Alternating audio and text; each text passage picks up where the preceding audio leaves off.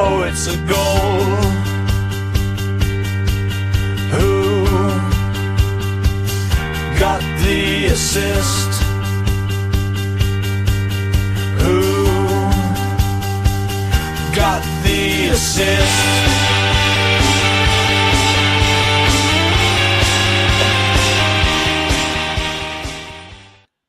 Hello everyone, hope you're all well. Another week, another mid-doubles pod for us as we're here in the intermission between the main fixtures and the extra one of double game week 25, looking ahead to game week 26, complete of course this week with the ups and downs depending on choices and the usual wranglings of outcomes every FPL manager is afflicted with on a weekly basis.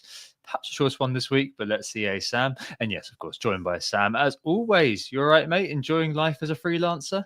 Yeah, all good so far, thanks, Tom. It's quite nice to work from home mostly, although I was in London today, so yeah, I'm not giving up the city life altogether. But yeah, no, really good so far, enjoying it a lot and getting a lot more sleep, which is something I'm really valuing right now. And also, hopefully, it helps me think more about my FPL decisions because heaven knows I need it right now. So in the meantime, we are who got the assist. On today's pods, team updates quickly. Obviously, we're mid-game week, so we'll do a swift one on all of that stuff before we get to Aston Villa, Liverpool tomorrow night. A quick update on the calendar as well with the Newcastle Palace game now added into double game week 22 and how that affects things moving forwards. The main discussion today will be about basically sword versus shield over the next few game weeks, with the blank game week in 29 now firmly on the horizon, something that we're all thinking about a little bit more. How are our transfer plans going to be affected by that? Some of us will be looking at free hitting, of course, others not. And there will be different transfer strategies that come out the back of that.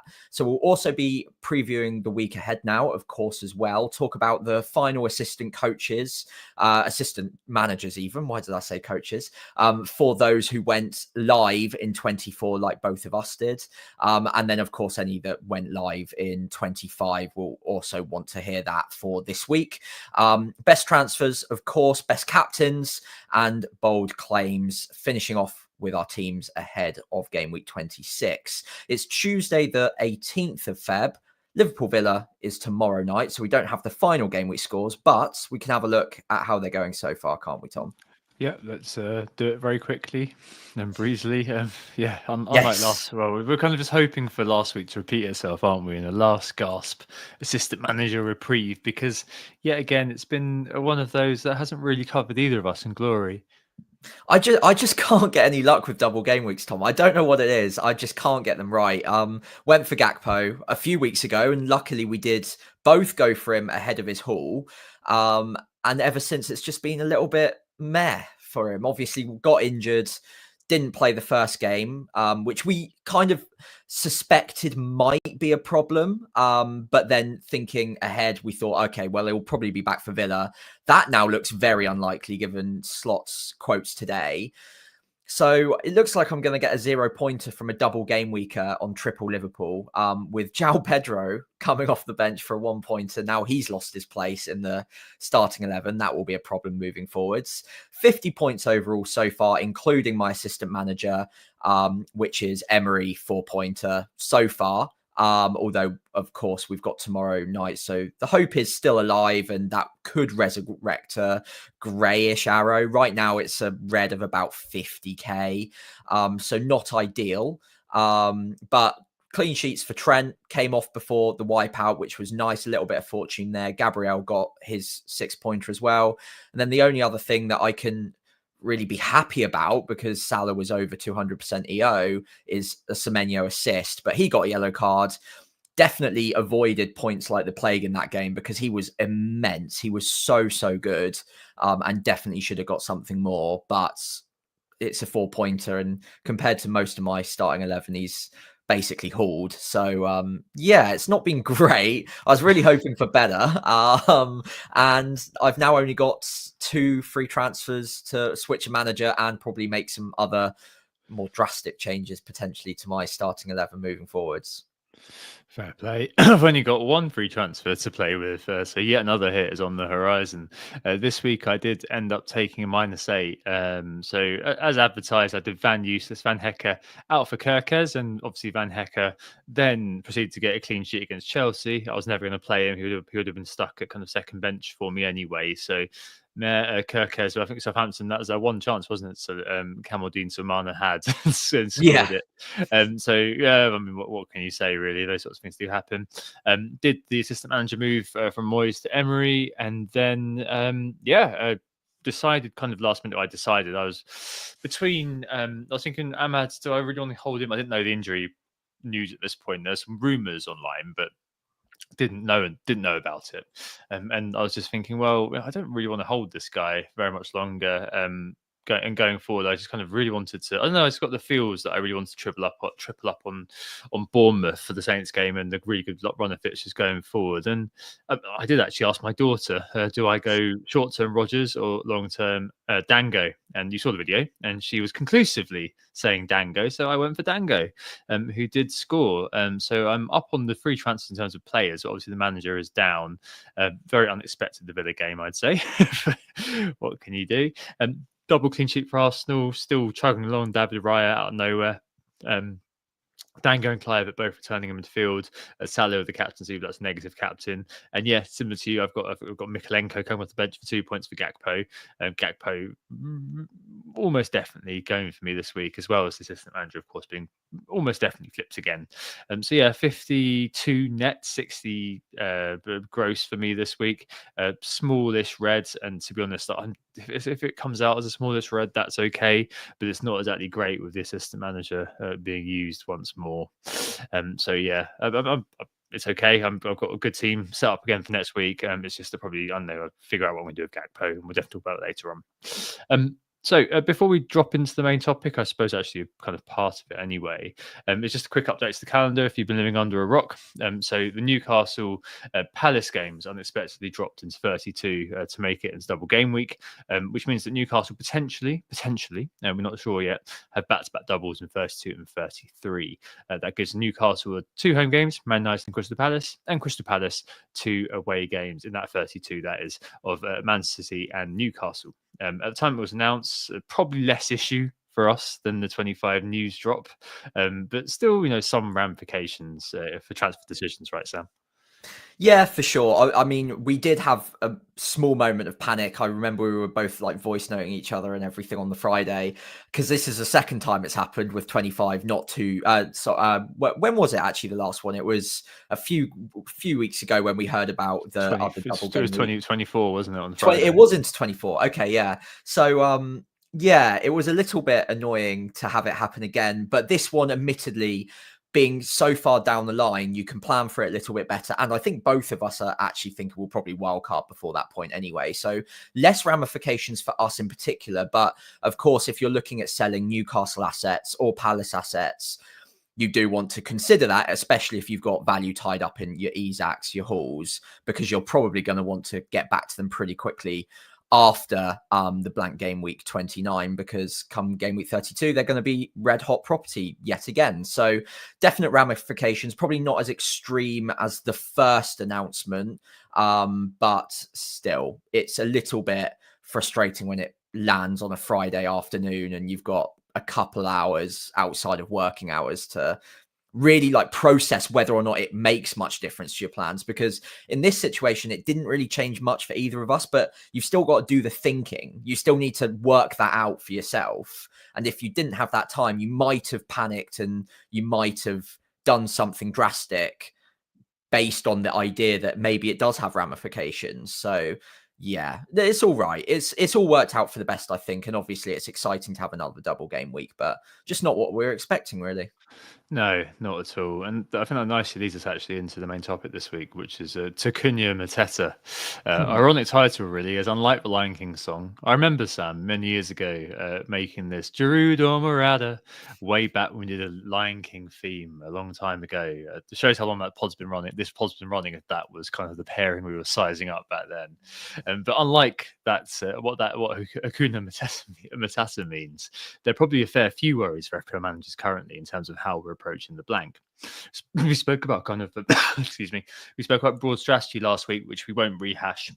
We know not everyone's on free hit 34, which means you run through 29. Other people are going to be definitely more weighted to using that chip in 29. But it's definitely worth discussing the options on the table with the blank ahead and how we might approach it.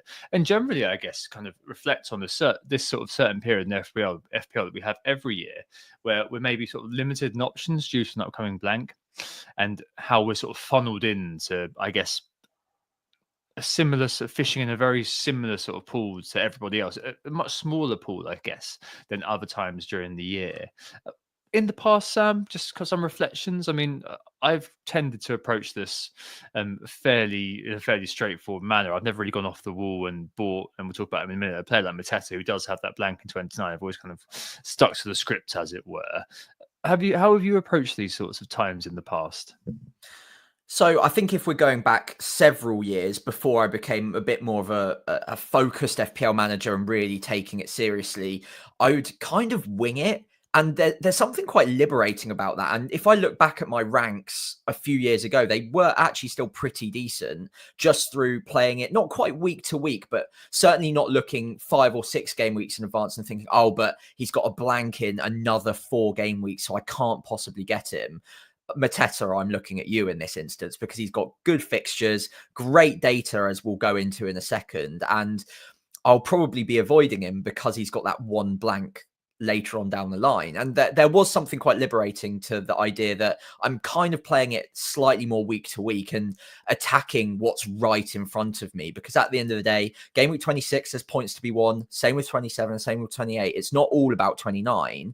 But if you can find a player that covers those bases in the meantime, but also 29, then you're probably likely to go for them. So in recent seasons, obviously taking it much more seriously, and it does limit that pool of players a little bit. You're much less likely to go for someone where it's almost like an extreme version of the fixtures just don't look great. If they've got a blank, you're guaranteeing a 0-pointer. Some managers will just ignore that and say, well, we'll make use of him whilst he's got the good fixtures and then just get rid of him when he blanks. But I think both of us being quite data-led managers would veer towards, okay, well, a transfer is effectively a 4-point hit down the line. Even if it's not this week, it would be come game week 29 if I wasn't to go for someone who plays in game week 29. So that's the decision we're kind of presenting ourselves with right now. And I wish I was still that like liberated, more free manager where I kind of just play it week to week a little bit and not focus too much on something 4 or 5 game weeks away. But once you know, it's like you just can't go back. You can't forget that is a thing. Once you have that information, it's almost impossible not to include that in your thinking. And I can't ever return to that version of me. Yeah, I wish I could scrub my eyes of many things, scrub my memory of what EO means, scrub my memory of this sort of thing, because it definitely does limit you in the choices that you can make. And kind of, as you say, there is something quite freeing about kind of the idea of playing week to week and flying by the seat of your pants, effectively. I suppose on the flip side of it, you're hoping there's an advantage that you've got. So this year, if you are playing week to week, you're maybe likely to get to 29. And we don't know, the blanks aren't exactly going to be particularly punitive, are they? It's just because those blanks kind of happen to impact teams which are perhaps in the zeitgeist more than any others. So Newcastle and Liverpool, principally looking at both of those. As well as, of course, you mentioned Mateta, who's probably going to be catching a lot of maybe less engaged players' eyes too. Engaged players too, but I'm just saying that he might be a player that people would be kind of homing in on. And that might mean that if people are like playing like that, you'll get 29, you see you've got a few blanks and think, you know what, this is what free hits for, not knowing that in 34 there's another one which is potentially a bit worse. And so planning ahead for that kind of week obviously can provide you with an advantage in some cases, but who do miss out on those points which are on offer potentially in 26, 27, 28, those interim weeks when we were planning for a blank that's coming up, you were planning to go through without using a chip. You can kind of, the opportunity cost of that can be losing points on a few individual players. And this year as well, you've got kind of extra layers on top of that. So you've got free transfers, people in different free transfer situations, people who have got 5 free transfers rolling around in their pocket. Suddenly, you're in a great position just to be able to weather this storm. Someone like me with 1 free transfer, well, maybe I've got to be a bit more hit friendly, or maybe I've got to kind of just, I don't know, be more open to the idea of just rolling a week with an imperfect team and letting some of these players go, really. You mentioned teams as well, which are, I guess, blank friendly and also what comes next friendly. And that kind of obviously leads us straight into Bournemouth, a team that should be on the table for all FPL managers, really. I've got 3 of them already. So Kirkes, Dango and Kluivert in my side with that 29 on the table, and in their case, a possible 33. On screen, if you watch on YouTube, we some of the key players might be considering over the next stretch. Just shows their price, the next 5 fixtures, their non-pen XG and A, so the non-pen kind of goal involvements, their non-pen SGI, and they're over and underperforming just for fun. We're not going to read them all up in total for those listening, but a good aid for us to discuss the situation at hand. So we'll definitely use it here and there. So starting with Bournemouth, Sam, I mean, you've got Semenyo at the moment.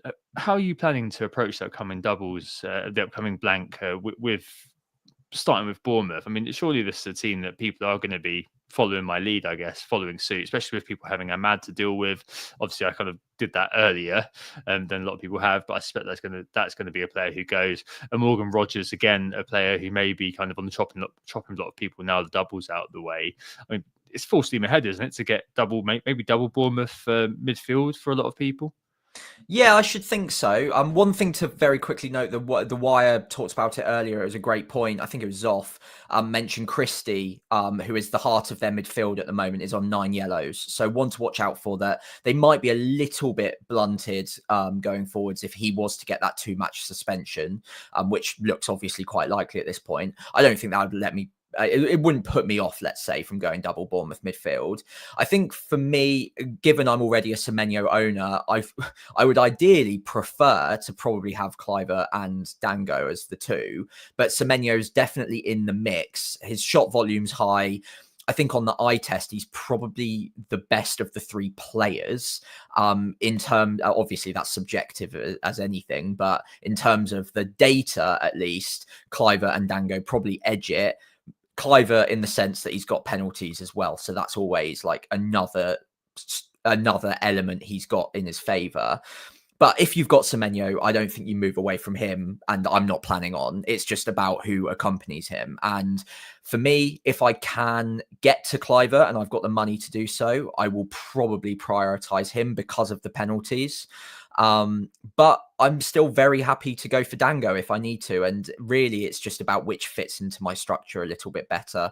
And it largely actually depends on which assistant manager I go for this week, because some are more expensive, the 1.5s who won't get the table bonus. Safe pick, but it also leads me down a path of Dango over Kluivert because I won't have that spare money.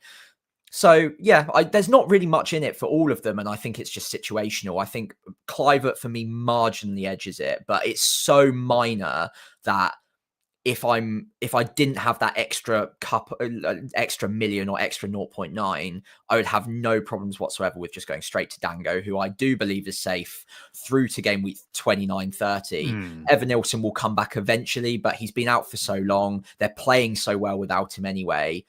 I don't see it being an issue until after the international break, no matter what. And even after that, Dango's been playing very well. So why would you just drop him out of nowhere? It just seems nonsensical to me. So I think any of them are safe. And it's very situational depending on the budget you're working with. Yeah, and Manish in the chat mentioned that as well. I think it's just, as you said, I don't think he's going to just suddenly be dropped immediately once Evan Nilsson's back. It's not Football Manager / FIFA. And Dango's underlying data is definitely something which has attracted the stat hounds out there. He's 7th overall for non-pen XGI per 90, 0.71, best from the likes of Watkins, Saka, Foden, Maddison, all these sorts of, much heralded players of the past, and he's played over kind of the 1,000-minute mark, which is kind of when you look at a player and think, okay, that's a solid representation. I know that he came off the bench a few times and had a few really good chances and has got a hat trick in there, which does affect kind of how that data looks. But it is very good, and one of those, I think he had loads of shots in the first half against Southampton, didn't do very much in the second half, but still at that price, playing out of position for a Bournemouth team with very, very good fixtures: West Ham, Brighton, Spurs, Brentford, Ipswich. Brentford at home in the blank. None of those fits should worry you from an attacking point of view. And yeah, those three players, it is so situational. But I do agree with you that maybe if you're buying in one safe now, you would maybe be looking at Clivert. I think there's definitely a fair bit of a fair bit of weight given to the penalties, really for him. But to the eye, maybe linked to the baby bounce a little bit. But to the eye, he's just been playing out of his skin recently. And James on Planet highlighted that he's gone from being a 60-minute man, maybe due to the injuries, but also due to how well he's been playing, to maybe an 80-minute man now, which is more than good enough, I suppose. And he's got the effective ownership clout behind him now, Clivert. But to be fair, any of those three, I want two of them. I've got two of them, and I think that given the way Bournemouth are playing, the fact that they could easily score kind of 3 or 4 goals any game, I think at the moment you want a piece of that pie. There's no outright talisman, I would say, but the team that's third for XG overall this season, coming up against some of the more weak defenses, then obviously have just played one of the very weakest ones. That boat is by no means gone. It's certainly a player. They're certainly players you should have very, very high on your radar. I know it's a bit boring. I know you might be kind of casting around looking for other options everywhere else, but I mean, it's one of those things that don't look a gift horse in the mouth. They're 3 very cheap players playing for a team which are very well coached, doing well in the underlying stats, and they as individuals are doing well in the underlying stats, albeit all 3 are kind of underperforming in terms of the non-pen goal involvement versus their underlying data. But I mean, yeah, they're just playing so well right now. Sometimes you've got to ride the wave and not be stubborn about it. Yeah, I completely agree. And I think doubling up makes a lot of sense, especially if you're not free hitting in game week 29. But honestly, even if you are, it still makes a lot of sense to be going there. If you remove the Brentford fixture, it's still a great set and a good fixture afterwards in game week 30, which will be important because not many of us will feel confident wildcarding in game week 30, given the quick turnaround between the results of the FA Cup to the deadline and the lack of opportunity, I suppose, for the double game weeks to be announced means that we won't have that information to do so. So having that game week 30 fixture at home to Ipswich means that you're not rushing away from them straight away. You don't need to, and you can play them straight afterwards and leave it a week before making a more informed decision, potentially on a wild card. But obviously it works the same way with a free hit. You can just get them straight back in after the free hit. Ipswich at home, great, love it. So yeah, I think doubling up makes a lot of sense. Defensively, still good data. Kirkes and Huijsen as well, both good options, have both made it onto this spreadsheet, Tom. I wonder, from your point of view, if budget is a bit tight, and especially considering the attacking data for these 2 picks. I know which one I prefer on the eye, but Huijsen is definitely making a case for, okay, it's a 0.5 saving, good enough fixtures defensively coming, and better underlying attacking data, especially from those set pieces as well. Could you make an argument to say just go for the cheaper of the 2 options if you're starting from this point? Yeah, definitely. But I think that 0.5, I don't know if it will make completely all the difference, but say if you're looking to bring in Haaland in 29, you need all the money you can get, right? So that 0.5 for Huijsen is probably the better way to go about it. Like Kirkes is great to the eye, kind of a very eye-catching left back come left winger, but at the same time, the underlying data isn't particularly there for him. There's lots of stuff buried in what he does, so like lots of kind of progressive passes and kind of shot creating actions, which are done by the Hungarian. Yet Howson, I think probably is the one that you should be looking at if you want to go cheap.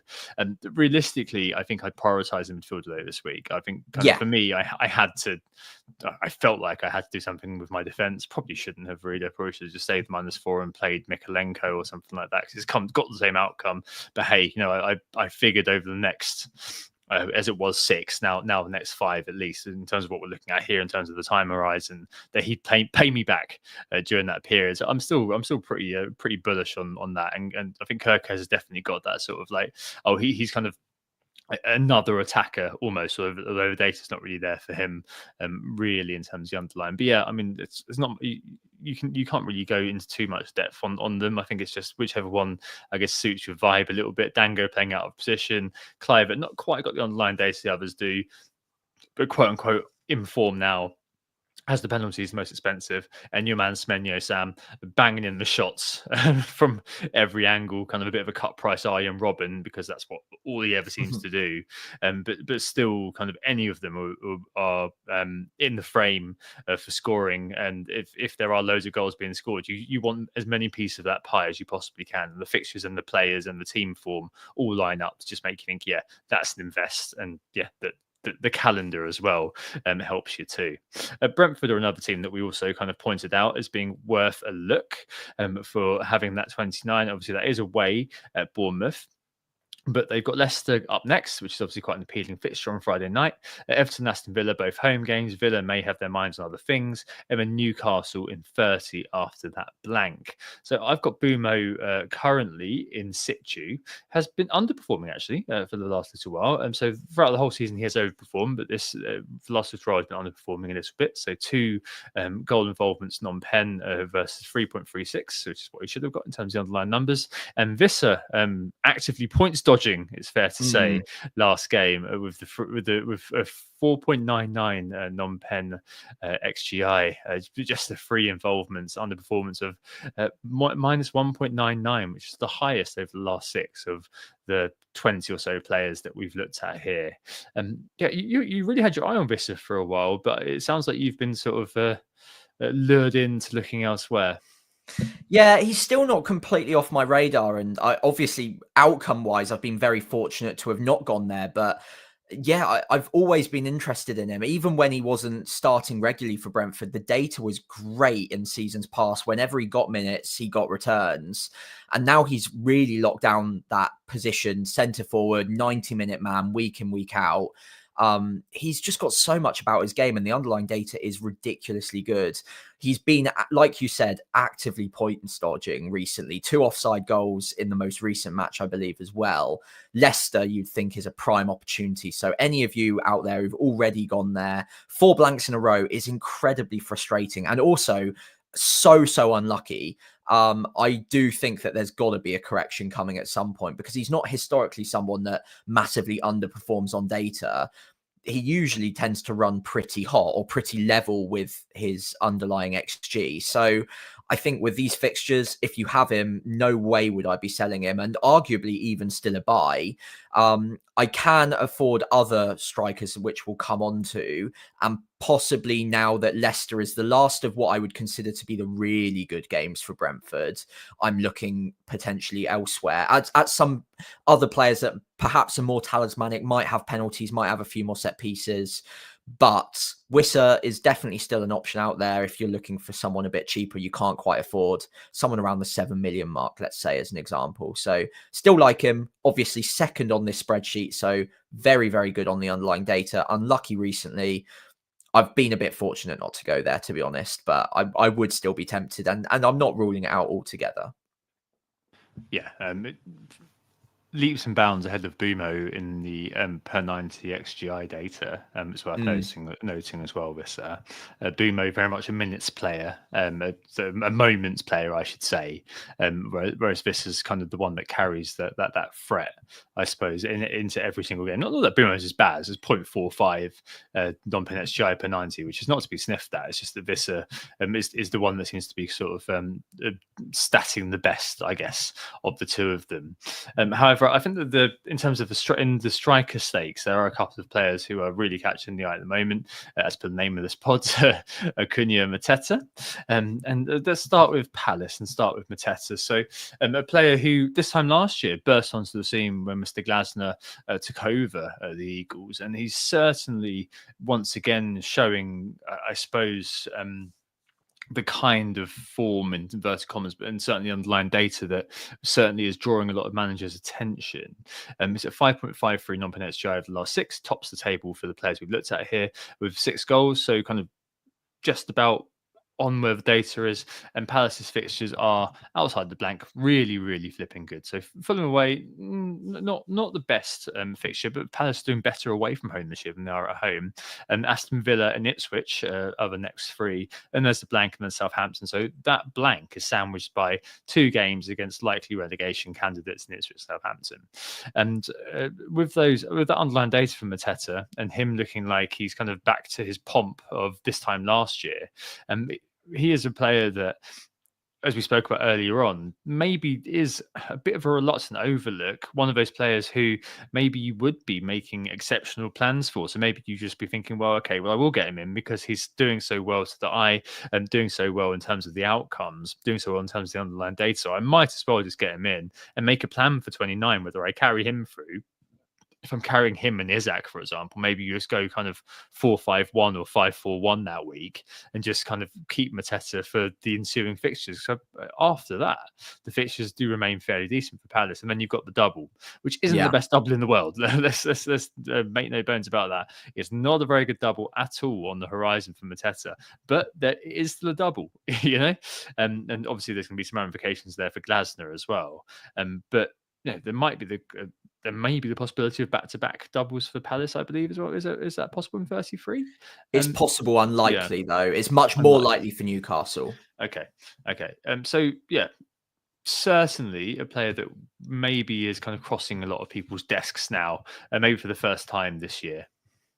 Yeah, absolutely. And I think we talked about him a few podcasts ago now, just saying that once he does hit that run of form, he's almost unstoppable. He looks like a player that just has all of the confidence of like a prime R9 or something right now. It's absolutely incredible to watch. And having seen him live, I think it was in the 5-2 win for Palace last year. He was like absolutely dominating the pitch. He bullies the centre-backs. He's so smart with how he holds up the ball as well and brings other people into play. He's just a brilliant striker on his day. So it is with a heavy heart that I'm overlooking him for this run. And I said, again, I think I said it 2 or 3 pods ago, and I'm actively avoiding him at the moment because of the fact that I'm looking to avoid free hitting in 29. But there's definitely a strategy out there that works. If you're really bullish on Palace and probably Newcastle as well, then you could free hit in game week 29, build your side around a much larger cohort of the Crystal Palace and Newcastle alongside the obvious Liverpool picks, and run through to the double in game week 32, and then work out when you're wildcarding after that point at some sort of juncture. Obviously, that has ramifications for the free hit later on in the season, but if you're bullish on Crystal Palace, and the data suggests, at least with Mateta, you could be, and it could be something that pays off because he's beating any of the other strikers that we're mentioning, including Haaland right now over the last 6 game weeks for the underlying data.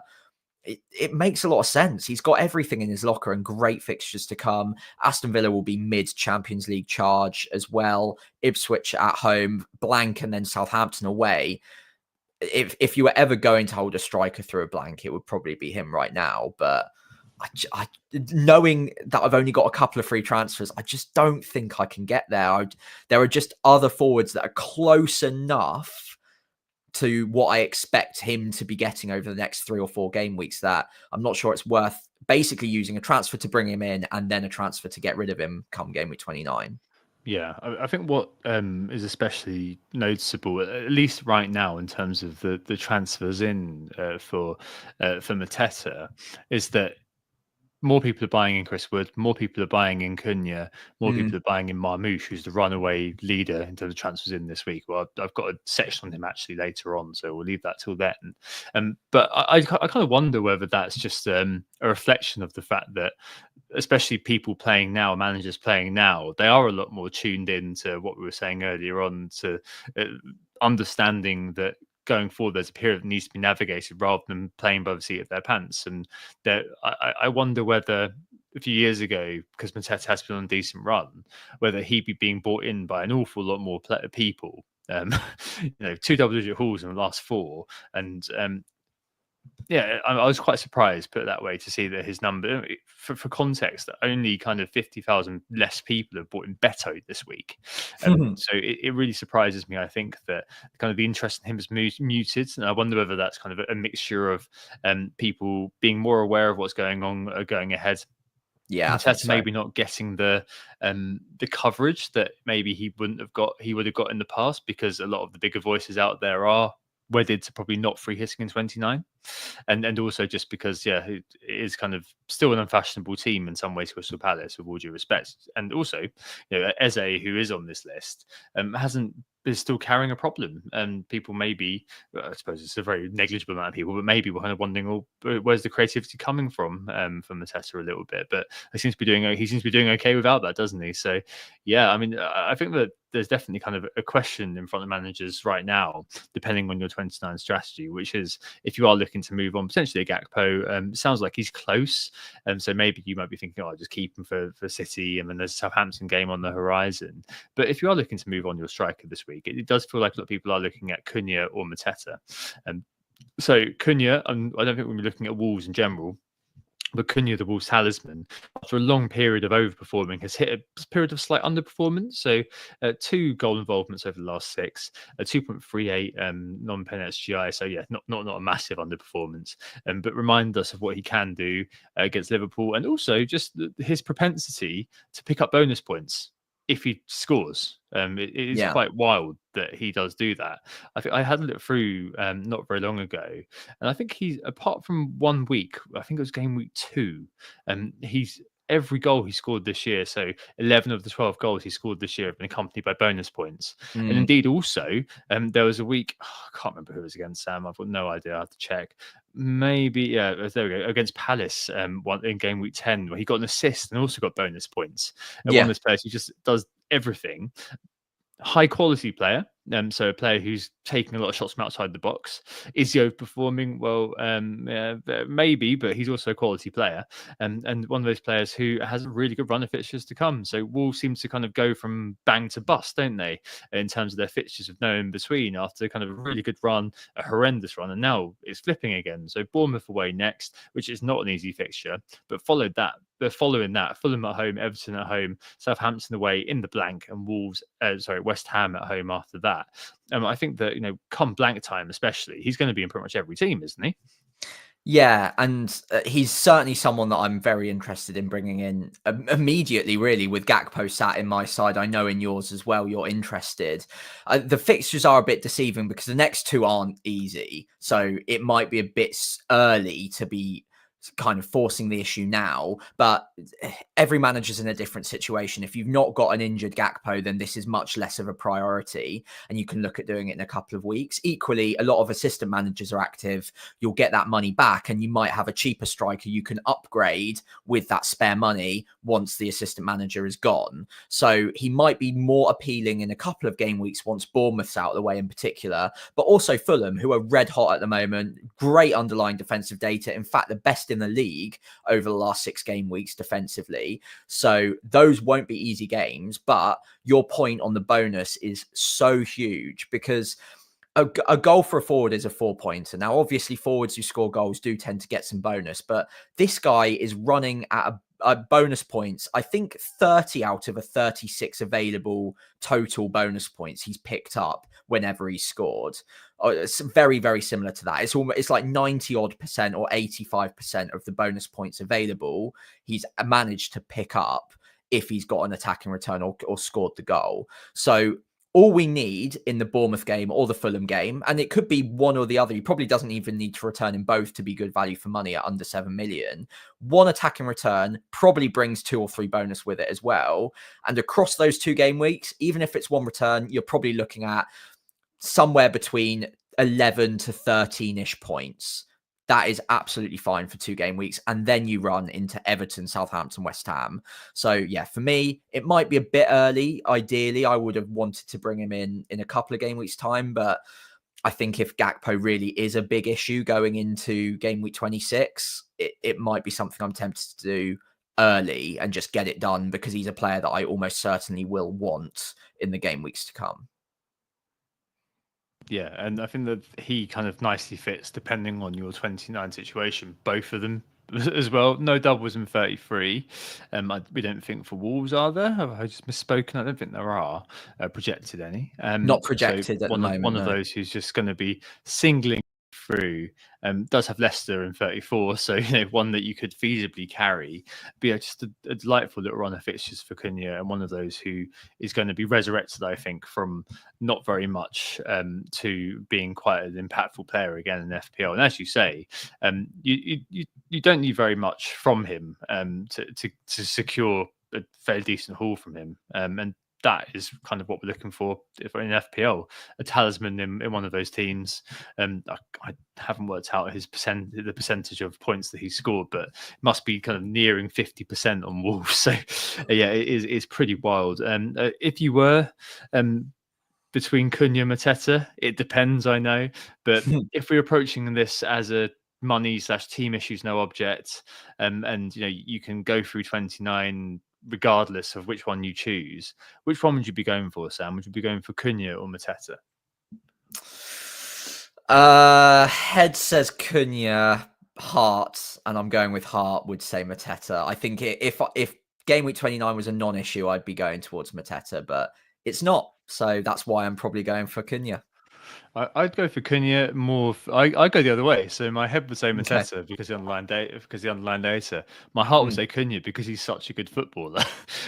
Yeah, but they're both good footballers. I know, but they're good footballers in different ways. Like, yeah, they Mateta's a very good striker, right? Yeah. In my sort of amateurish layman view of watching football, but Cunha is just a very good footballer. Like, you want him in your five-a-side team. You obviously want any of these players in your five-a-side team, but say you're an elite footballer, players like him, João Pedro, they're the sorts of players you want to be in your five-a-side. I wonder what the thread is between those two, but they're the players you want in your five-a-side team because they're just they're ballers, aren't they? They're technical. Like him as a those sorts of players. They're the ones that you want, and there's something quite delightful about watching that. Whereas with Mateta, I feel a lot of the time it's obviously the technical, great technical forward stuff, but at times it can be just a delight watching Cunha, like some of the touches he does and all those sorts of things. And it's a player that you love owning a little bit, and it's not torture. He doesn't tend to kind of flash to deceive as much as like an Eden Hazard used to, even though he was obviously a great player to watch as well. But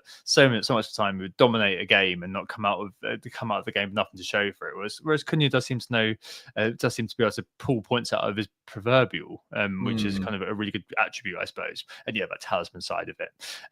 City-wise, another team who do escape the blank and are coming in to whisper it a modicum of FORM right now. Let's leave Marmoush for a minute because I got a bit carried away earlier on, and I ended up kind of doing a bit of research, which led into let's just do a section on Marmoush as the top transfer in this week, and I'll kind of talk about him and his prospects in of themselves. But obviously I'm not being disparaging to Haaland here, but the man the size of an elephant in the room, Erling Haaland, certainly crossing lots of people's thoughts going forward. Not necessarily one people looking to buy in anytime soon, but I don't know. I just wonder whether would that Newcastle game be a bit of a springboard for City. Liverpool game's obviously very difficult to call, a very difficult game, full stop. But then after that, you've got Spurs, Forest, which is a difficult game, but I think they can be beaten, certainly by City. And then from 29 onwards, those fixtures are just magical, frankly. And 29 especially does seem to be the point at which a lot of people are going to be making those decisions. So Mark in the chat was saying, what's the relationship between Haaland and Marmoush? And I was saying, well, actually, I think 29 is the time you make that choice. I mean, you don't have to commit now, of course, Sam, but this is still a player with the most non-pen XGI, the most non-pen goal involvements over the last 6, well, joint with Wood and Clivert, player who's third highest, very performing, and it does Arsenal game aside, maybe there are the green shoots perhaps with City, especially with those fixtures to come. If they're out of the Champions League, especially, it will kind of feel like, yeah, okay, maybe they'll come to play for real in the league. Yeah, agreed. And I do see some green shoots appearing for City at the moment. Obviously, Newcastle game was fantastic. They looked like they really controlled the midfield as well, which, given the lineups, I didn't expect whatsoever. It might have just been an off day for Newcastle, but City are starting to regain a bit more control in the way that they build up and don't get counted on as quickly either. That being said, I still see them as a team that will inevitably concede a few goals here or there. They won't be one of the tightest defenses in the league, but that doesn't stop them from scoring plenty of goals. And it does seem that they've stumbled onto a system that does bring the best out of Haaland once again. Obviously, it's very hard not to bring the best out of a player that good, but also Marmoush, Foden as well. So with all of that in mind, they are going to be really interesting to bring in very soon. And I think once that Liverpool game's out of the way, people see this set of fixtures in a far better light than they currently do. Right now, even the way I'm looking at it, I'm seeing the next three as like, oh, not great. Liverpool, 2 away games against Spurs and Forest, that's not ideal. But I think as soon as I remove that Liverpool game from it, I'm thinking, okay, Spurs away from home, that's pretty tasty. And then Nottingham Forest away from home, fine. I mean, it's City. They can score against Nottingham Forest. Come on, that's not that bad. And then it's Brighton, Leicester. So the crucial point here, and it's a real meta sort of strategy point, is no one's going to be going early on Haaland because you can't really, because he's so expensive. You'd have to sell Salah or Isak or Palmer. Palmer maybe, but the fixtures are too good for me to be selling him ahead of that. And Salah is obviously going nowhere. So that kind of leaves Isak, but you need to find so much extra money to get to Haaland from Isak even. So Haaland is a player you're realistically only going to be buying in Game Week 29 itself by removing value, or free hitting, of course, but by removing value from a Salah or a Palmer. And you're probably not going to do it if you own those two players until that point. Marmoush is the opportunity. If you are bullish and you are convinced that you've seen enough on Marmoush and that he is going to keep playing that sort of inside forward, playing off of Erling Haaland. We're going to talk about him later, so I won't go into too much detail. But if you are convinced that you know, or you think you know, that he's going to continue to get good minutes, regardless of if KDB comes back into the side, which inevitably he will at some point, and they haven't started together in the Premier League yet, so that's something to monitor. But at 7 million, you don't need to rip up your side to get to a Marmoush, and you can do it earlier if you're bullish. You can do it, maybe not this week after with Liverpool, but Spurs away from home, they played the highest line in the league. And we've just seen what they were able to do against a relatively high line where Haaland occupied the centre-backs, Marmoush sprung the trap and really benefited from it. So that could be a great game for Marmoush. And then Forest, fine. Brighton, Leicester, you've already got him in situ. So I think with Man City assets and Marmoush in particular, if you're confident and you want to take a bit of an upside punt, then there's no better place to go than one of the top scorers in Europe this season, in one of the best performing teams in Europe, with a good run of fixtures after Liverpool's out of the way, in my opinion. But obviously the risk is there that he's a new player. It takes time to bed in, and there's no guarantee that he's going to continue to play in the exact same way that he did against Newcastle. Oh, absolutely. We'll go on to Marmoush in a minute. I think that there's one obstacle, but there's loads of other players we could have discussed here: Beto, Raul Jimenez, and things like that. I think that there's one obstacle who's been an obstacle to our entire season, Sam, that we should probably just touch on, which is obviously Chris Wood.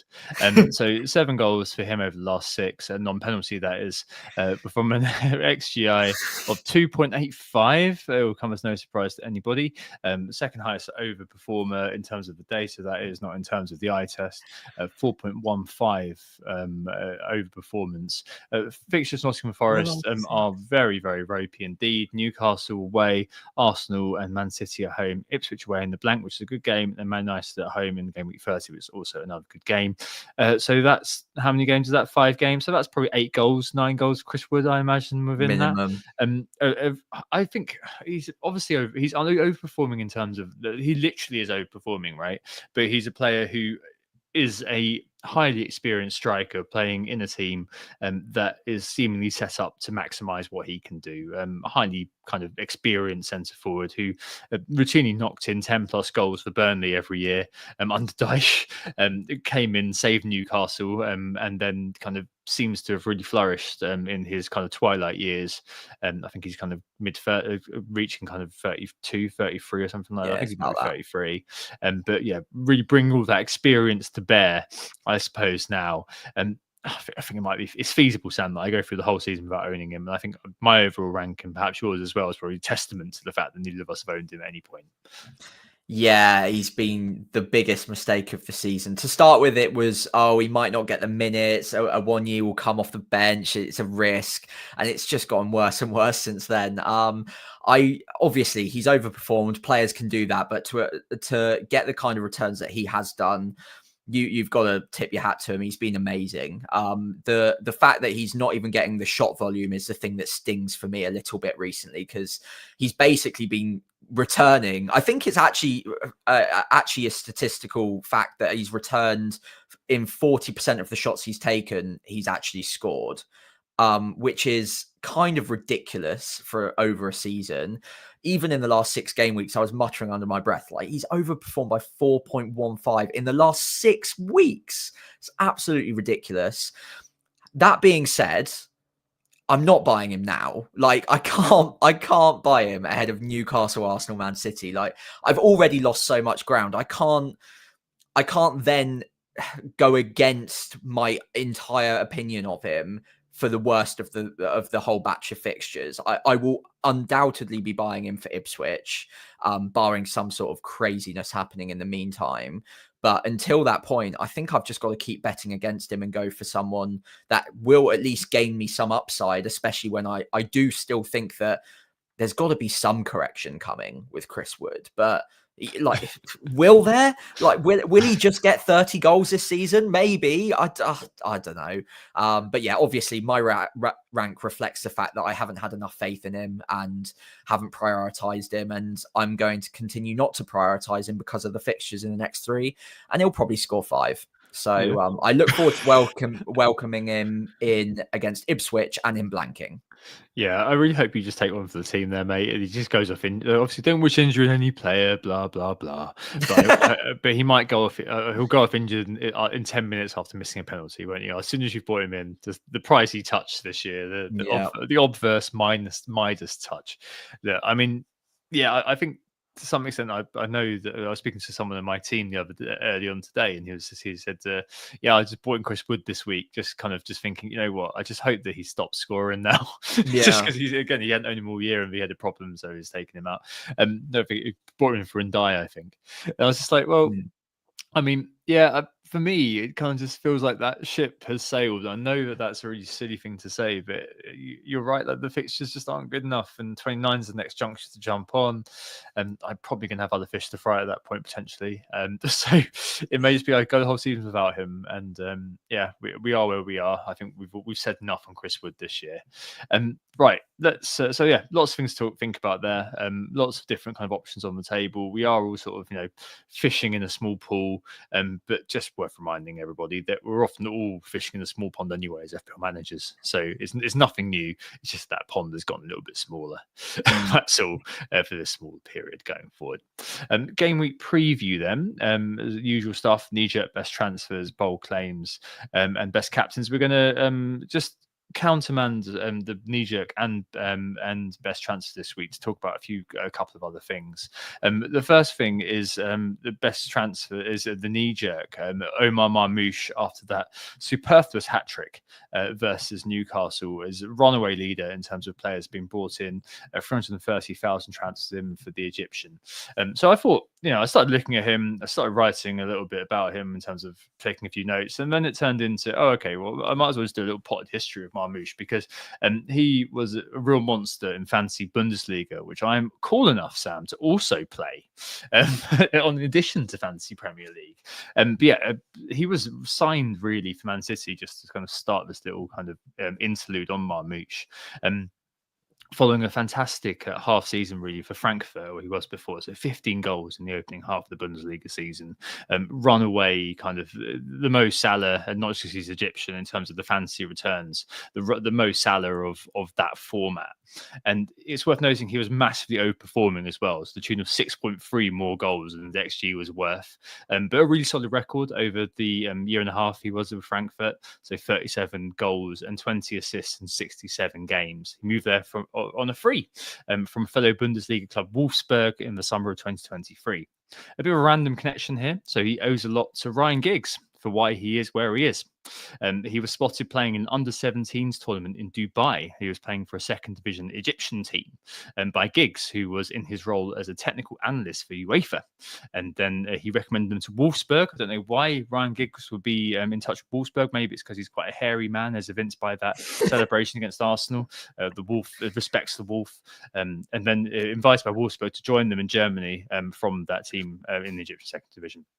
At Frankfurt, especially this season, this is personal for Man City. He's played in the two with Frenchman Hugo Ekitike, who was also performing very well for Dino Topmuller's side. He's top of the online data in the Bundesliga actually this season, but did miss a penalty this weekend. The twit, because I had him starred. I mean, another thing that's particularly noticeable about him though, Marmoush. He does seem to be a bit of a late bloomer. He's a bit like kind of Nicholas Jackson in terms of how he got the Chelsea gig, Jackson, after a breakout half season at Villarreal a couple of years back. Before that, he was being linked to, Bournemouth and these sorts of teams, and then kind of end up in the upper echelons. Marmoush had been linked to Brentford, I believe, previously.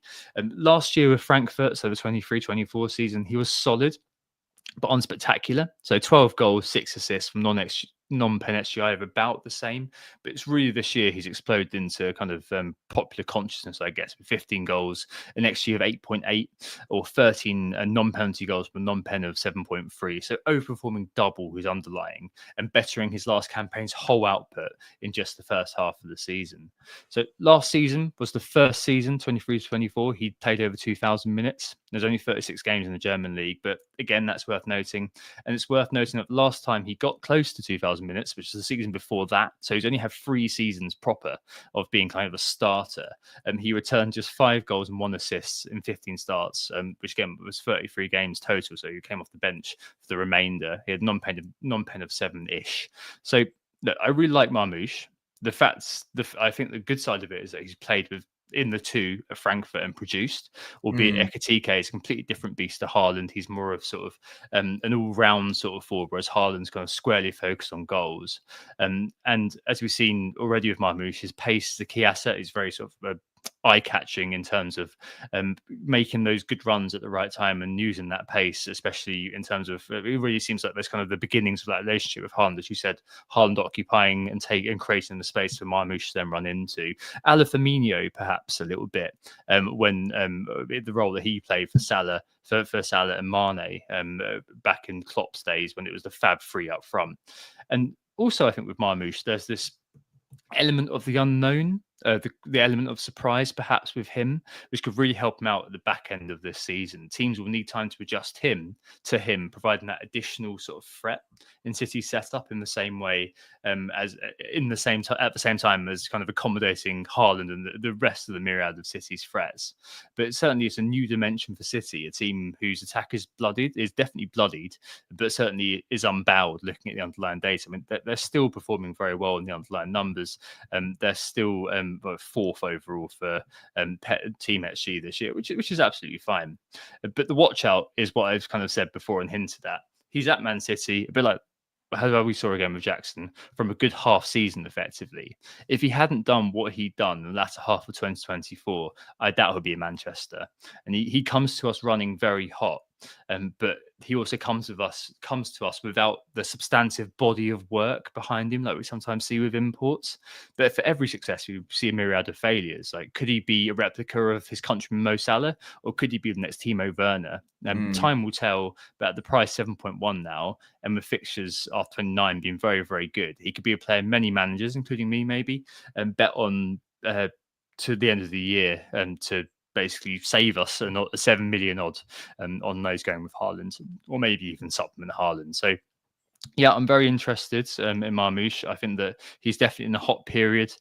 Whether this is sustainable, we simply don't know, because he could have bloomed and reached that next level in his career progression, or he could have just done a Werner and done really, really well for a period, come to the Premier League and just kind of revert to the mean, effectively, because the mean is not that great. It's the outcome, the outputs, which are that great.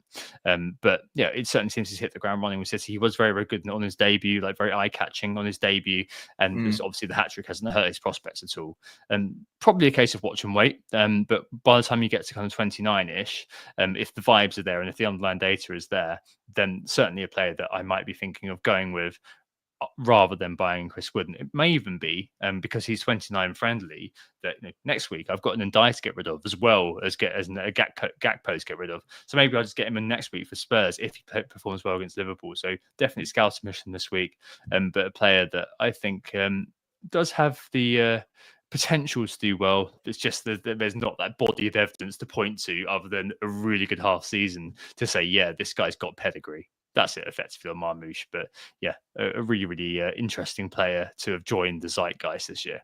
Yeah, that was a fantastic analysis, Tom. Thank you, and really interesting as someone who, in the back of my mind, I'm like, oh, I could go there early, and it's interesting to hear you say possibly from next week that you could be interested as well. Everything you said to me there just screams confidence player.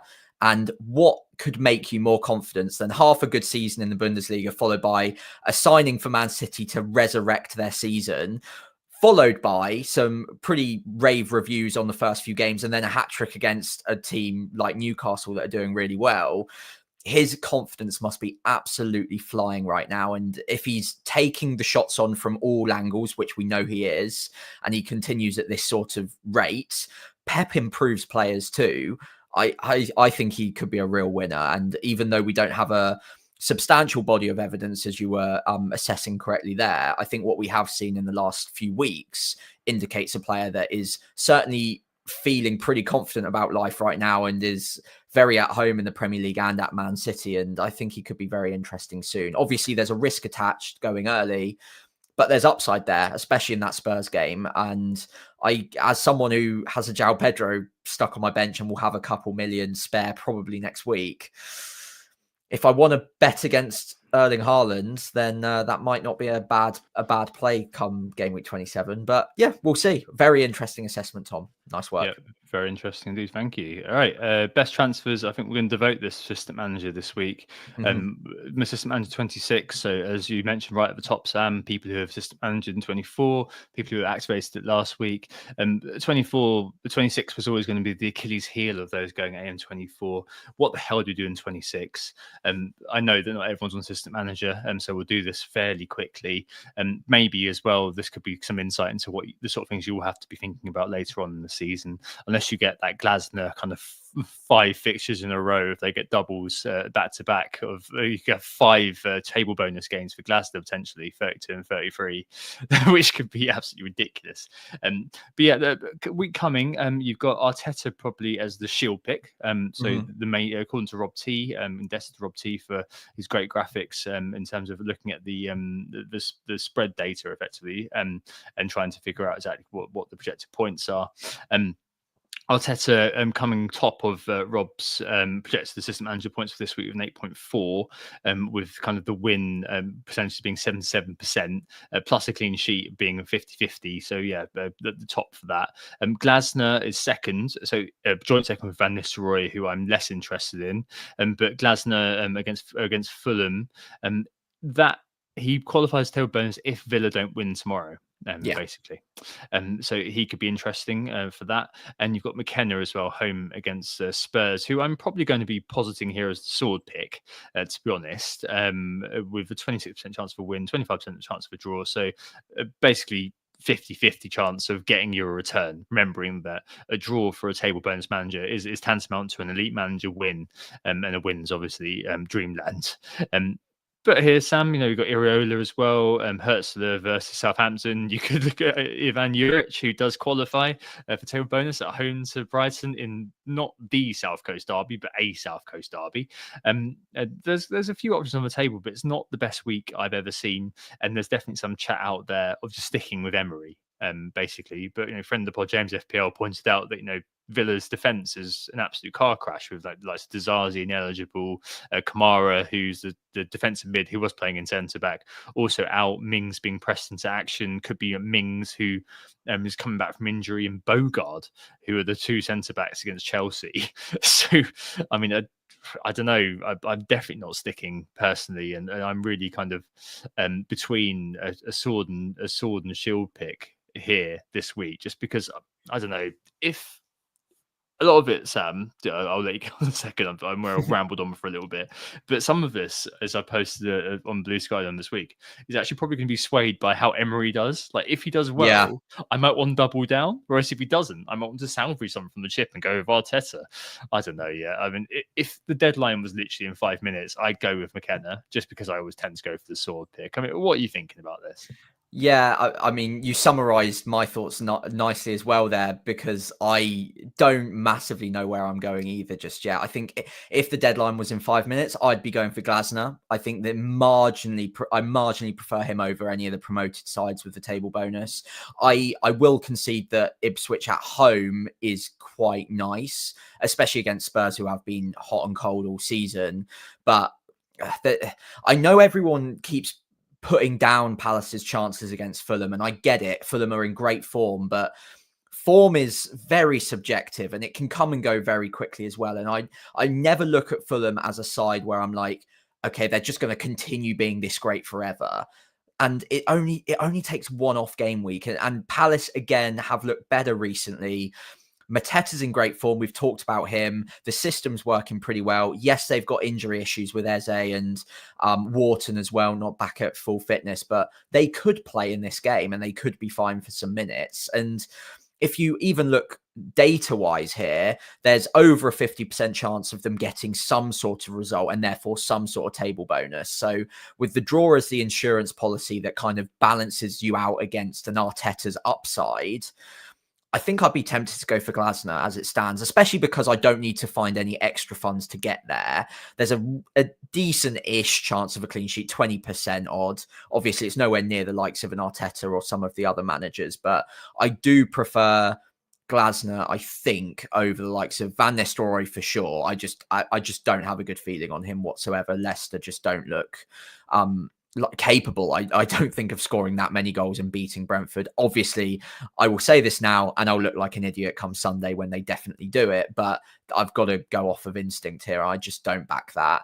McKenna, maybe, but I think Spurs with that week off, they're getting players back. I think they've got enough in them to beat them. I'm just not feeling that one. Pereira, I don't mind.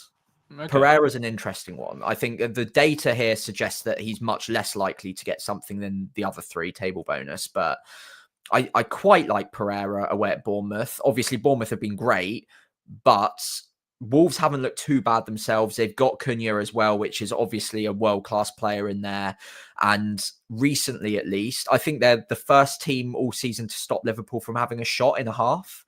I'm pretty sure it was the first time in the Premier League era or something ridiculous. Really? Wow. They didn't have a shot at all, did they? I'm pretty sure in the second half. Some ridiculous stat at home at Anfield that never happened before. Yeah, which is crazy to think about. It might be just because Liverpool were trying to control the game and settle it down, but Wolves have something about them and they've got talent in there. So I don't hate the Pereira shout. Right now, I'd probably be going for Glasner. And then, if I could find the money and I wasn't feeling it, basically, if I get all the points from Emery this week, I will probably play it a bit more safe next week, which doesn't make any sense. But if I get nothing out of Emery, I'll probably try and maximize the upside with Glasner, I think.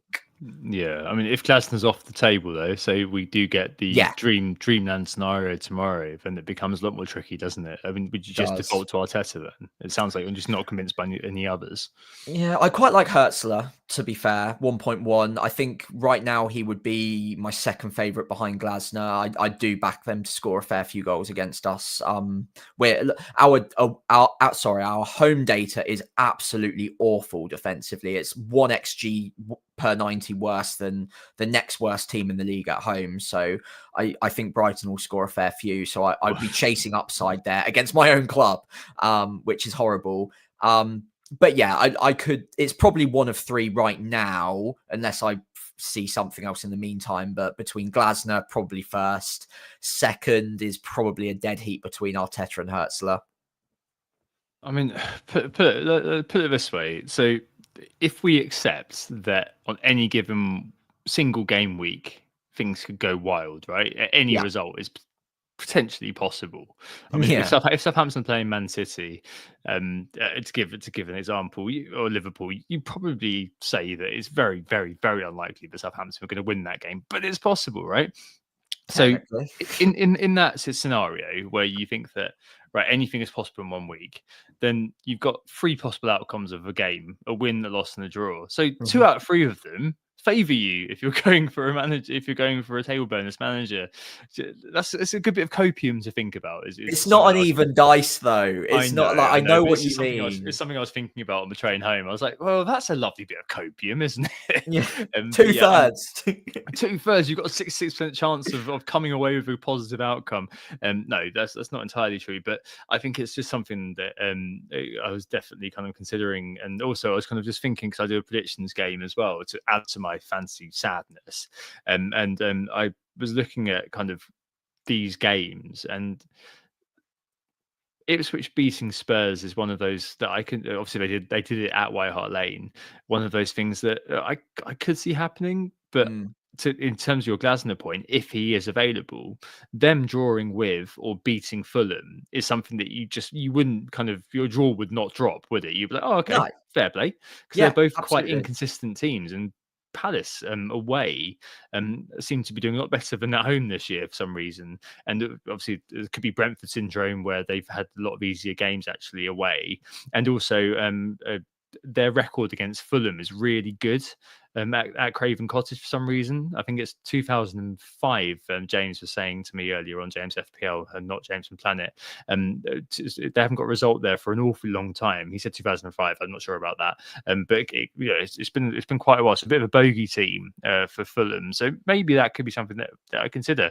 But yeah, I mean, if I've lost all hope, in opposite to you actually, if I've kind of just if Emery kind of comes away with a 4-pointer, I might just think, you know what, I just want to make sure that I get some points from this bloody assistant managership. So maybe I just go to Arteta. To be honest, I've got the Yeah. money to do it. So I went Dango rather than Semenyo. So yeah, I might go there. But I mean, our attack has also got some issues, and who knows, Potter could pull a bit of magic out of the hat. But yeah, I just don't know. I just don't know at the moment. It's not the best week in the world, and there's always going to be. This was always going to be the problem with this week. It's a bit of a free hit almost with it, and really, I'd always kind of move the manager on if you've got Slot or if you've got Emery. I think it's worth taking the punt really because the upside is always going to be there. Yeah. Really, yeah. It's worth noting, though, I suppose, just thinking back about how we've done on the assistant manager so far. I think we're 26 points off of 3 games played. So we've had the double for Moyes. We've had the Emery 4-pointers so far each. So we've got 2 games left for each of us, whichever way we play it now. 26 points already isn't terrible. So you could argue that, okay, we'll just chase some upside in the very final game and just swing for the fences. You might have a good feeling on McKenna. I might have a good feeling on Glasner if it obviously ends up being a table bonus fixture and just try and maximize that upside. I mean, I need to gain some rank, so I'm not going to do as much of that if I back a Arteta and they win 2-1, let's say. If I back a Glasner for a 2-1 win, then that could be huge because not everyone's going to go there. There's going to be a real split pin this week for where people go on the assistant manager. The fact that we're debating this for so long and talked about so many different managers here shows that there won't be one clear favorite. So if you back the one that does do well, then that could be huge for you. And especially if you back one with table bonus that does well, because it's very likely none of the others will, because it's table bonus. So yeah, I quite like Glasner at the moment. I wouldn't be surprised whatsoever if come Saturday afternoon, or whenever they play, I can't remember now, but come the end of that game, I look at the score and it's a 2-1 Palace win or something. And no one even bats an eyelid outside of assistant manager usage, but it would be huge, obviously, if that came in. Yeah, so Marcus Silva, he's got 2-1 victories in the last couple of games, 18 pointers each time. Yeah. And Moyes with the 2-2 draw, got 10 points against Liverpool. Whereas Arteta, it's worth noting, 5-1 victory against Man City in game 24. What did he get? 11 points. So, I mean, that your ceiling is much better. And even when you got the draw, as you said, as the fullback, you still get as much as the elite manager is going to get for quite a sizable victory. Yeah, but it definitely feels like it's time to swing for the fences. I can't really get behind the sticking with your assistant manager. Transfer important. I understand all that. But even Emery, I don't understand why you wouldn't just take a swing, because the ceiling is there, and there's no table bonus for Emery this week. So why would you stick with it? I don't understand that. But hey, I mean, each their own. And yeah, obviously we'll see where we end up come Friday. Very quickly, Sam, because we've gone on for a little bit. Bowl claims. Let's do that very quickly. So 24s were both no's in the end, not on screen if you watch on YouTube. For this week ahead, I think that you've already lost. I think for 25, I think you've already lost your one, haven't you? Yeah, Bournemouth mid to outscore any Villa player. That looks unlikely. So all Villa players, very unlikely. Although, what's the top Villa player on? What's Watkins on? I think he's on 9, isn't he? It could be done. Christie's on more than that, isn't he? Oh, actually, no, you're right. Yeah, he is on a bit more than that. He got a goal assist, I think. Yeah, Watkins on 8. Yeah, you're right. Ooh, you might actually get one here.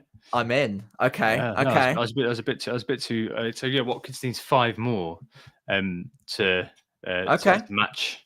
So yeah, possibilities. What if there's if it's a dead heat? What do I get? Nothing. I think it's nothing, because you said outscore. Yeah, that's the problem. So much. You've tied yourself in knots there, I'm afraid. Yeah. No, you're right. I'm not getting anything here, am I? Daniel Marlon top scores the game we're coming. I'd love a hat trick against Liverpool, to be honest.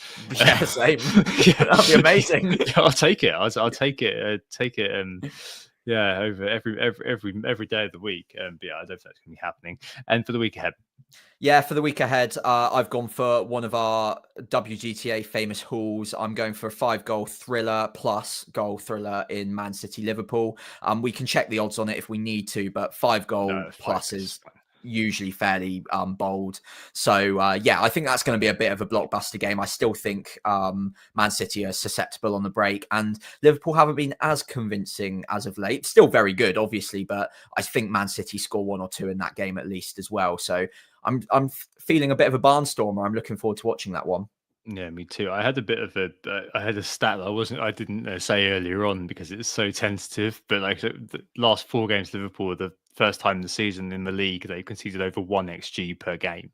But there's the kind of a few weeks back there was a procession of fixtures where they conceded 0.9 in 1 game. So it's kind of like, it's not really true strictly, but it kind of is as well.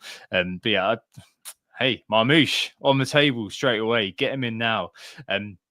For me, Leicester and Southampton victories. Why not?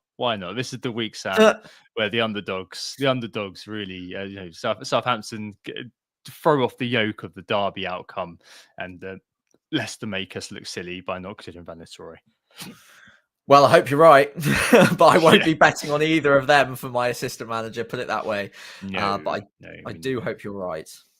Yes. Right. And best captain for the week ahead, an actual debate, potentially. Salah with the Man City game. I tend to kind of side with you that I think that game's going to be fairly goal ridden.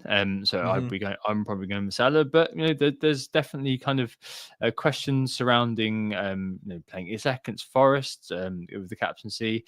Review prefers the Friday night fixture of Mbumo, potentially. But that is a shout. Visser as well. Someone said in the chat earlier on. Sorry, I can't remember who said that. David Kent said that in the chat earlier on. Could be a shout on Friday night against a leaky Leicester. I mean, there are definitely kind of options on the board. I just think that one, this is hopefully going to be a week where we don't see 200% Salah, and two, I think that hopefully there's going to be enough people put off Salah to make Salah's actually gameful this week. And I think I'm not sure enough to go anywhere else basically, so I'm just defaulting to Mo. Yeah, I've got a bit of a history of backing Mo against City. It always seems to go pretty well, and he's a big game player. City, like I've just said, I'm expecting goals for both sides. I still genuinely think that City are very susceptible on the break, even with their reinforcements, and Gvardiol down that side as well. I can see getting forward and getting a bit exposed on the break as well. So I still think Salah is almost inevitable in these kind of fixtures. I back him to get a couple of returns in this one. So that's where I'll be putting my captaincy. One player that's not on here that I'll just give a quick mention to is Palmer.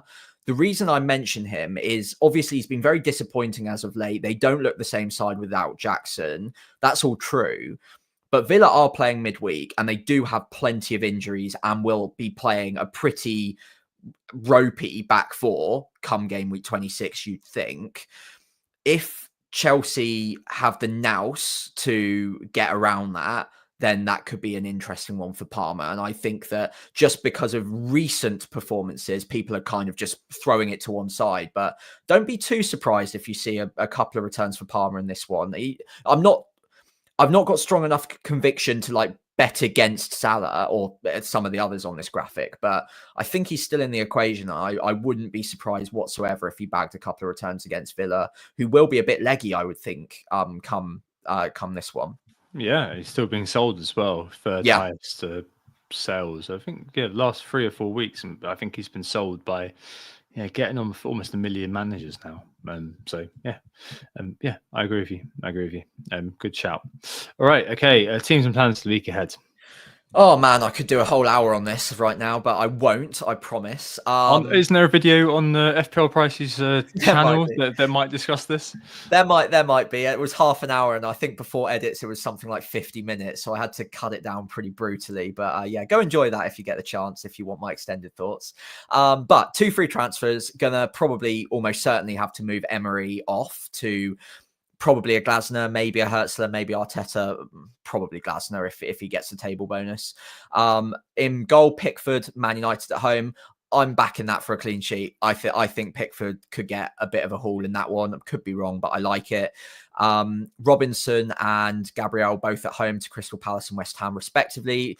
Trent away at Man City is currently in my starting lineup, but I am very happy to switch that to Hall at home to Nottingham Forest. Although the pain I would experience if Chris Wood broke the clean sheet having Hall starting would just be so monumental. I'm not sure I could do it to myself.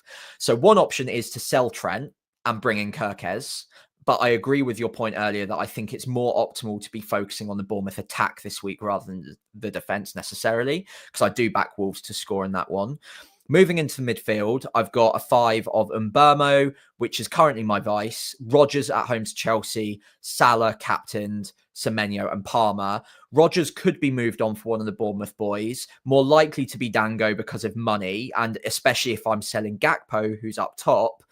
My most likely buy for Gakpo would be Cunha, and it would mean I don't have any spare money to be upgrading Rodgers to Kluivert, which would take me down the path of Dango. That would be for a hit, considering I've only got 2 free transfers and I'm going to be using one of them on my assistant manager. Up front, like I said, Gakpo, who's yellow flagged. The fact that he's almost certain not to be playing Aston Villa makes me feel that he's going to be highly doubtful for City as well, unless they're specifically targeting that game as the return. But either way, it's Man City followed by, is it Newcastle afterwards? Obviously Southampton after that, but then blank. I'm going to have to start getting rid of some of the blankers. And the one who is currently injured seems like the most sensible one to be getting rid of. And I do like Cunha. So I feel like if I was to make 2 free transfers, it'd probably be Gakpo to Cunha and Emery across to another assistant manager, most likely Glasner as it stands. João Pedro's still on my bench. We can ignore him. Yeah, forever. just stay there. Just stay there, Joe. Even though he's got Southampton. I know. It's just, I mean, you could play him for Rodgers, but it feels like he won't start. Yeah, I don't know. I feel like, I feel like you miss it. That's the thing, isn't it? Because you've got your 2 frees, you might as well just kind of avoid the hit, but not getting in a Dango for the Wolves entry point does feel like a bit, or a Clivert does feel a bit sort of not negligent as such, but it feels like a bit of a missed opportunity potentially. Especially if you're getting him, because I do think that it's a BTTS, that one, both teams to score. So yeah, if you're getting Cunha and getting Dango or Clivert and just expect kind of like a 3-2 or something like that, and you've got your double Bournemouth midfield in place there, right? As much as Rodgers could well return versus Chelsea. I mean, he was very, very unlucky. You were so unlucky, weren't you? Really, you didn't talk about that too much earlier. But you were so unlucky versus Ipswich. Like over 1 XG for Rodgers.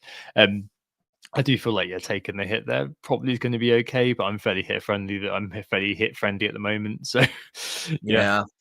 I need to be more aggressive at some point. Like I obviously won't go into it today too much, but I've been very patient as of late, and it's reflected in like your FPL optimized data and stuff. I'm playing above the prime, and I'm all very proud of that. But my rank is still pretty average, if not terrible. And I do need to start making some gains. And I feel like if I'm not attacking the Bournemouth fixtures or attacking some of the upside picks soon, I could get left behind. And Rodgers is very quickly not going to be part of the FPL zeitgeist, and his ownership will begin to drop, and so will the value pretty soon.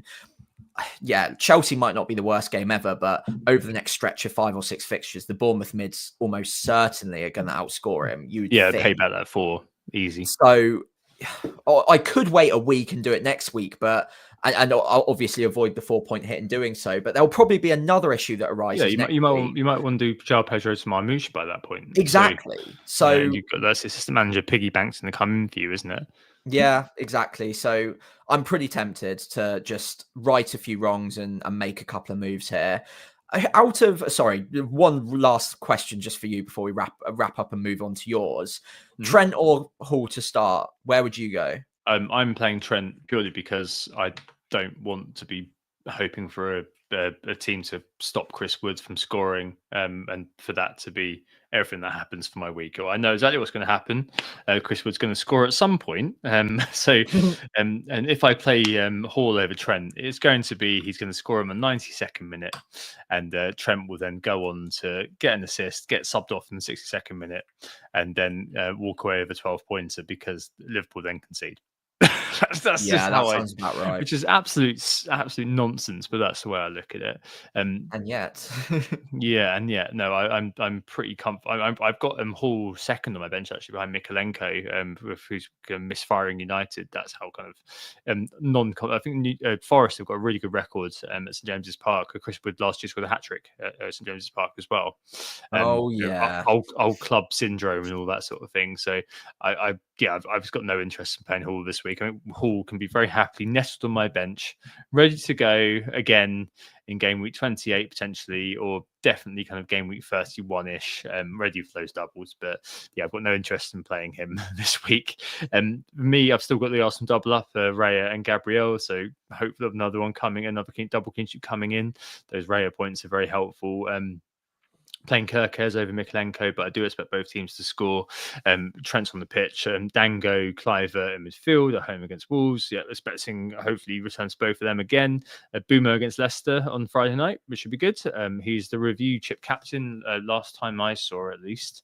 I'm not probably not going to captain. I'm going to captain Salah. I've got Palmer as well. And up front, you've got Isaac and Gakpo. Gakpo very likely to go for Cunha.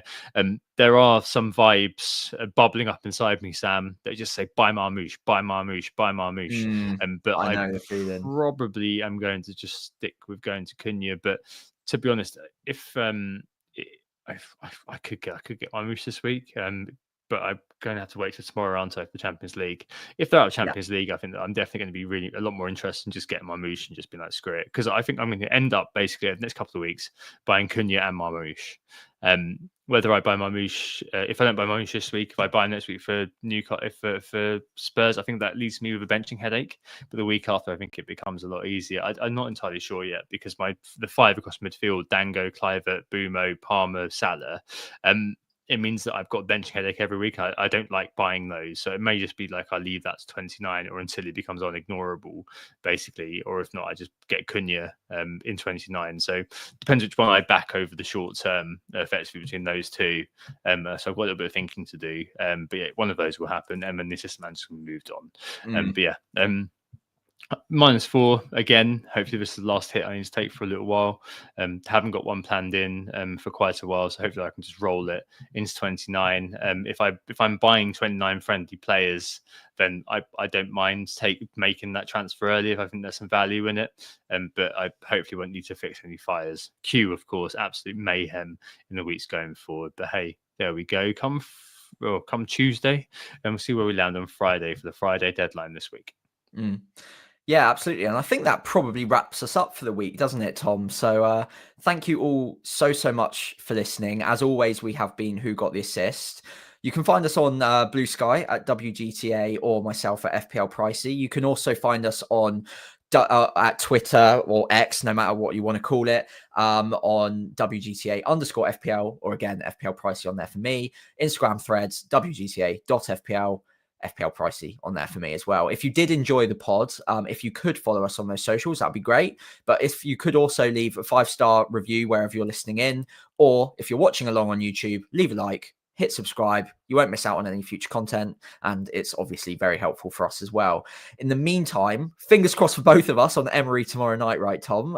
But yes. We'll see you next week.